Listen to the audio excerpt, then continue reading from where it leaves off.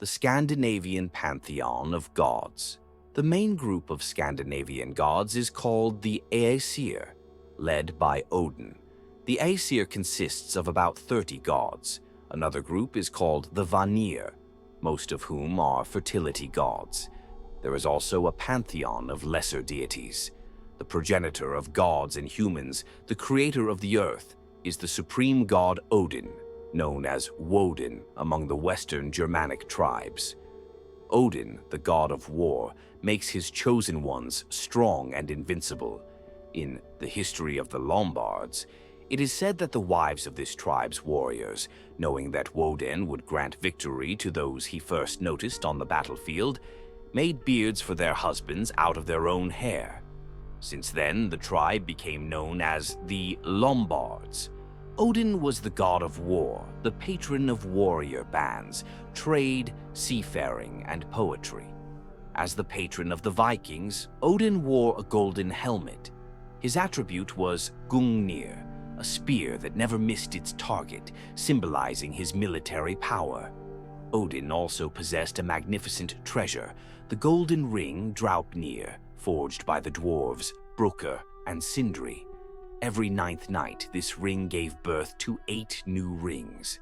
Odin placed Draupnir on the chest of his son Balder, when this radiant god lay in the funeral ship Hringhorni. Odin, the father of all gods and ruler of the 9 worlds, sat in the watchtower Hlidskjalf, from where nothing could escape his gaze. On Odin's shoulders sat 2 ravens, Hugin, thought, and Munin, memory, whispering into his ear all the news they gathered while flying around the world. Odin shared his food with 2 wolves, Gary, greedy, and Freki, voracious. He also had an 8-legged horse, Sleipnir. This horse recognized only Odin and allowed only him to ride it. Odin's daughters, the warrior maidens known as the Valkyries, carry fallen heroes to Valhalla, the Hall of the Dead, where they engage in duels and then feast joyfully with Odin, the god of wisdom and the patron of poets. Odin himself is a poet. His words hold power over all.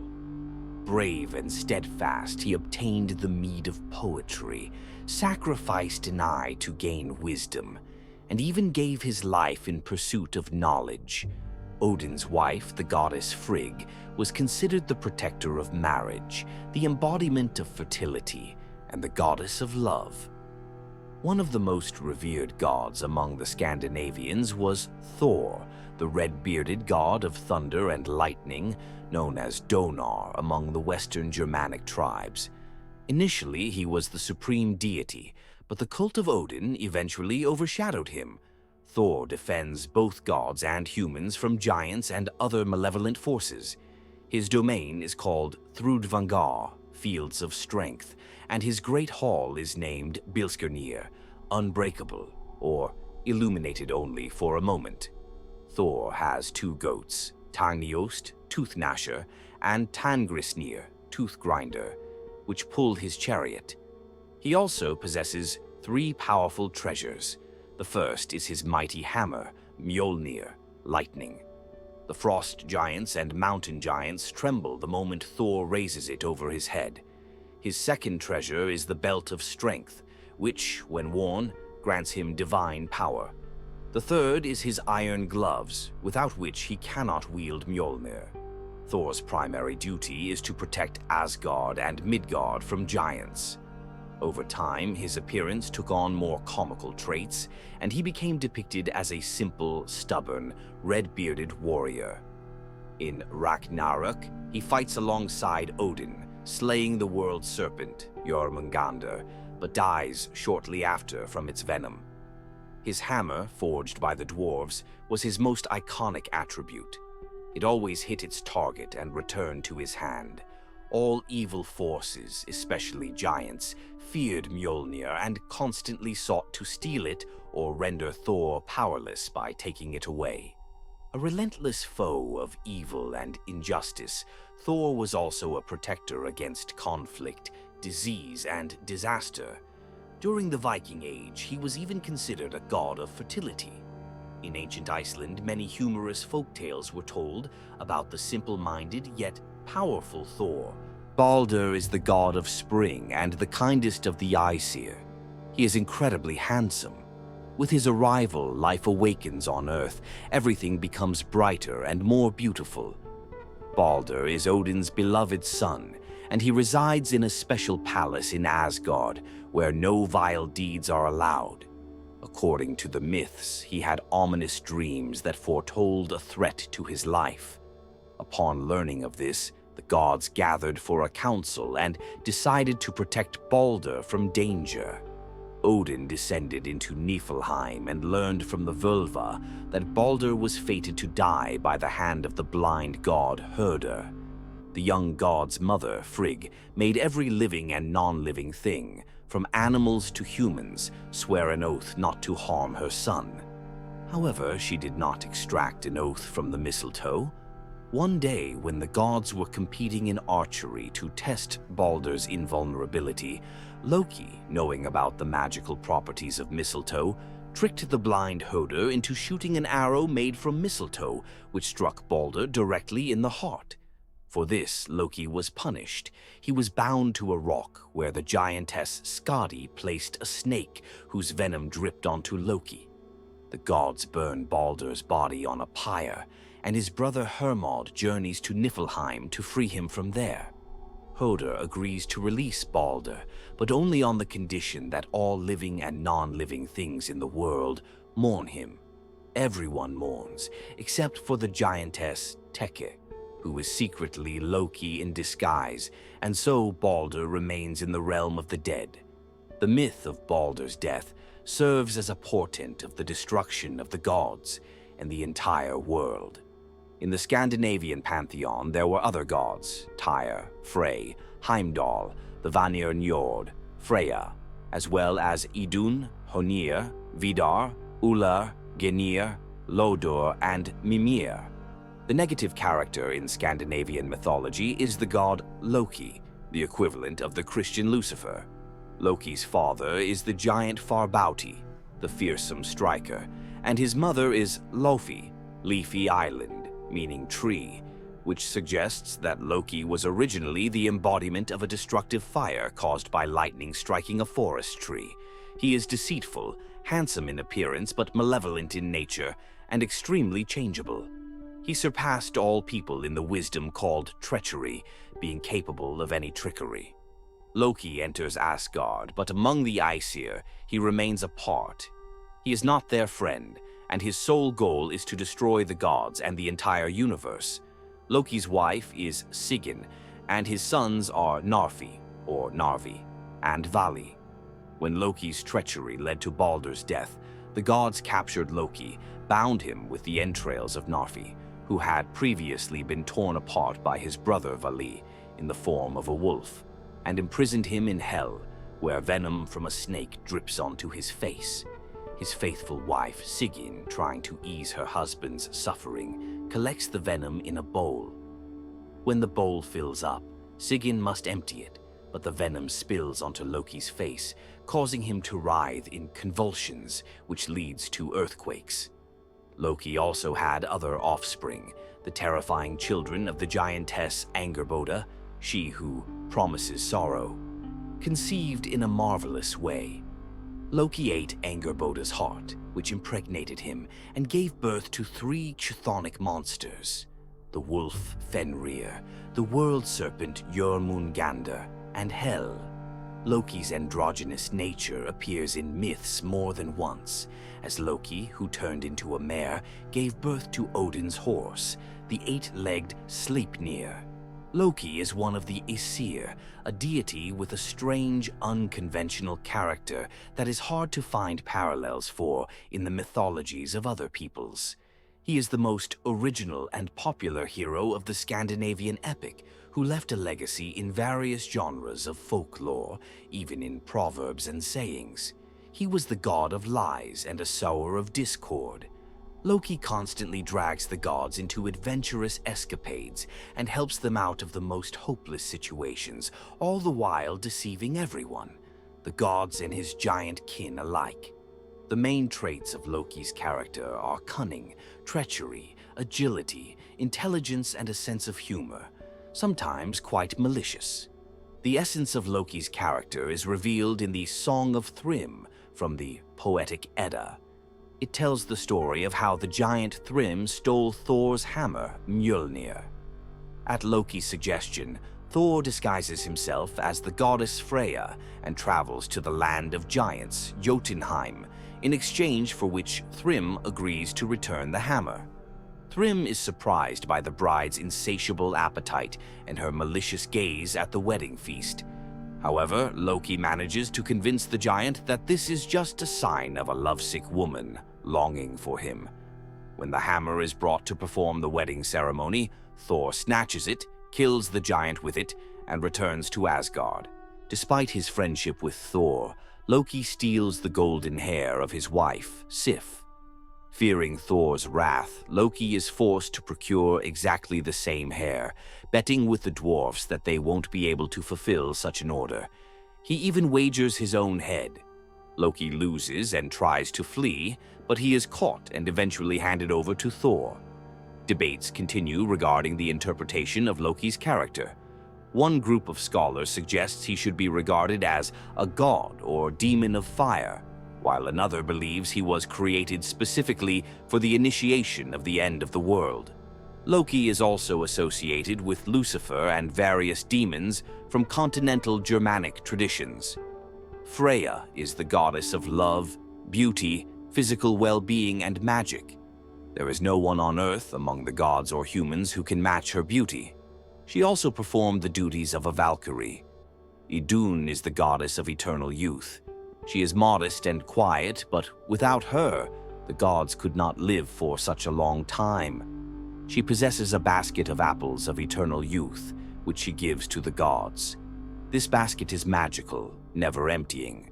For every apple taken, a new one appears in its place. Heimdall serves as the guardian, the protector of Asgard from uninvited guests. He has epithets like golden-horned and golden-toothed. Typically, he appears on a horse with a golden mane. Heimdall lives in halls near the bridge of the rainbow between the sky and earth. Over time, this place will become the site of the final battle before the end of the world. In Norse mythology, there are gods that are hard to find analogies for. For example, Lofn, the goddess of indulgence. With her permission, one could enter secretive love affairs and commit other forbidden acts. There are also a number of mythical creatures that are difficult to classify as gods, yet they are something more than characters from folklore. The giants of northern mythology are varied. There are the primitive giants, the Hrimthursar, and the later Etins, which could be considered chthonic beings, as well as fire giants, who embody the destructive power of fire. The giants resemble humans of enormous size. Their will causes natural phenomena and cataclysms, rockfalls, landslides, avalanches, forest fires, the northern lights, frosts, and more. The Norns are ancient and powerful goddesses of fate, known as Urd, fate, Verdandi, becoming, and Skuld, debt. They spun the threads of human destinies, cutting them at the appointed moment. They were also called the guardians of the matter of all that exists. Even Odin was subject to the Norns. These deities are older than Odin and may even predate the Indo-European concept of the Heavenly Father. According to some scholars, the origin of the Norns is linked to the phases of the moon. At the end of each day, darkness would consume the Heavenly Father, giving the world over to one of the three aspects of the moon: waxing moon, Urd, full moon, Verdandi, or waning moon, Skuld. The Einherjar, or chosen fallen warriors, reside in Valhalla. After crossing the river Tund, they pass through the gate of Valgrind, the gate of the slain, entering Valhalla, where the cook Andhrimnir prepares endless meat from the boar Saehrimnir in the cauldron Eldhrimnir. They drink inexhaustible honeyed milk from the goat Heidrun, which strips the needles from the branches of the tree Lerad growing nearby. The Einherjar either feast or compete in endless combat, and at the end of each day the wounded are miraculously healed, and the dead rise to resume their valiant battle the next morning. This cycle continues until Ragnarok, when, roused by the cry of the rooster Gulinkambi, the Einherjar will join the gods in their battle against the forces of evil. The embodiment of destructive forces and discord in Norse mythology was Loki, a kind of Mephistopheles figure. Loki is clever but a malevolent trickster. He slyly brought about the death of the bright god Baldur, which became the omen of the gods' impending doom.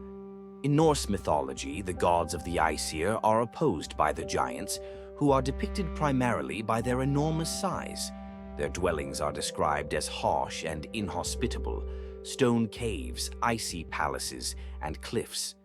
The dwarfs, with whom the Aesir also battle, are divided into elves and dwarfs, or black elves. It is believed that elves were lower nature spirits, possibly the souls of the deceased. Dwarfs, often called black elves, were skilled craftsmen and lived in caves. All the divine attributes and magical items were created by them. In every mythology, alongside the major gods and heroes, there exist figures from lower mythology. These beings are of lesser importance and grandeur, but they are closer to humans, connected to everyday life, making them more relatable. They are often preserved in fairy tales and have survived through time. Not everyone knows who Loki is, but every child knows about elves. Like their predecessors, the elves were divided into light and dark types. The light elves of the Middle Ages are small, flower-capped creatures who dance in circles by moonlight. They are associated with spinning and weaving, and their webs float around them in the air. The light elves were thought to be spirits of air, ether, and light.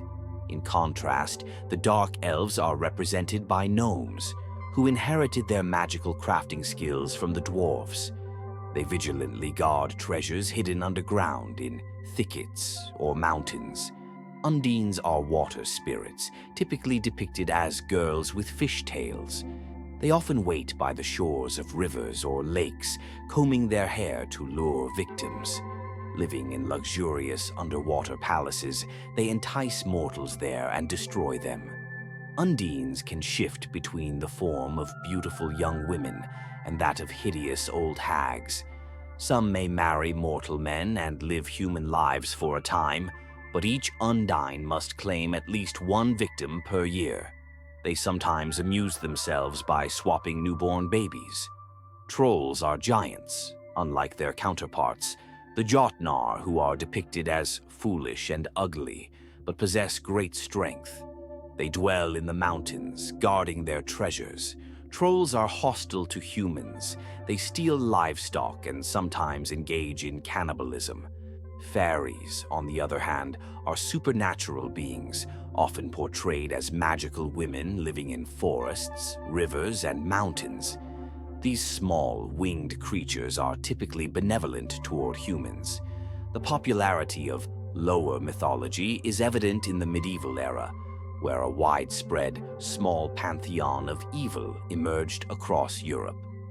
In this pantheon, it is often difficult to distinguish between Germanic, Celtic, and Western European characters, whereas the high mythology of these peoples, despite some cross-pollination, remained distinct. One of the oldest poems in the Poetic Edda is the Lay of Völundr, which blends two narrative threads. The beginning is linked to the fairy tale of the Swan Maidens, who always leave those who try to infringe upon their will.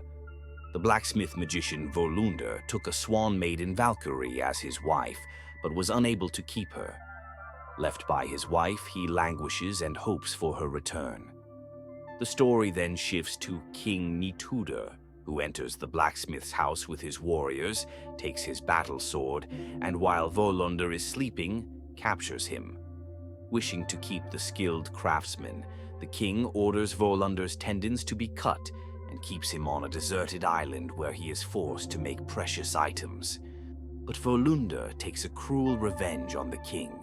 He kills the king's sons and, with self-made wings, escapes the island. The song conveys a message of the indomitable spirit of freedom, emphasizing the belief that no force can unjustly enslave a person.